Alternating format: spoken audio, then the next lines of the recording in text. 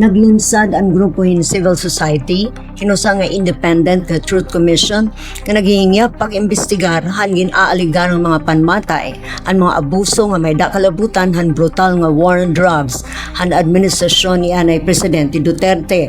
Iginlunsad din niya na lang nga nakalabay nga Miyerkules ang Philippine Truth and Reconciliation Commission dito ini Havilla, San Miguel, syudad ng Mandaluyong.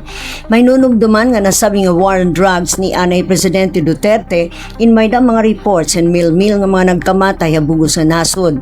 Ang nasabi nga komisyon in pinangungunahan hin mga civilians naghihingya pag-establish and credible nga public record han EJK samtang binubuligan ng mga pamilya, han mga biktima, ng mga survivors maghingita, han kamatuuran, ngan katambalan, han mga epekto, han makuri nga iragin agian. Advisor, han nasabi nga grupo, hi Cardinal Pablo Virgilio David. Ginklaro ni Cardinal David nga ini nga grupo, the Philippine Truth and Reconciliation Commission, nagtutuyo makahikay han mga kamatuuran bahin ng extrajudicial killings. Siring paniya, pagkalkal han mga kamatuuran nga upod na hilubong, han mga matay ngan biktima han madugo ngan brutal nga drug on wars. Ano good ang nahitabo? Totoo ba nga inatuhira? Panginanog gihapon kung totoo nga mil-mil nga mga suspetsado in kinontra han pag-aresto haira. Igindoon ang Cardinal nga ini nga commission indiri pagsaliwan han korte o pagkilala han criminal liability kontra han mga tao nga konektado han anti-drugs operation.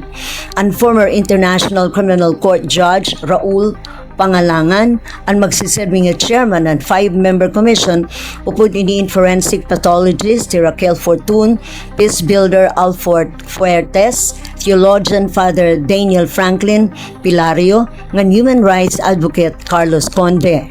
Ang sabi nga grupo in magpapagawa sin periodic reports ng recommendations kada unong kabulan.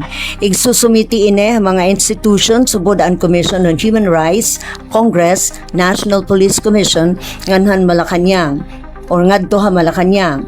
Hapag kaya na ang Anay Presidente Duterte inaatubanghin mga kaso ha International Criminal Court bahin gin aaligar nga crimes against humanity kasumpahin nga madugo nga gyera kontra droga.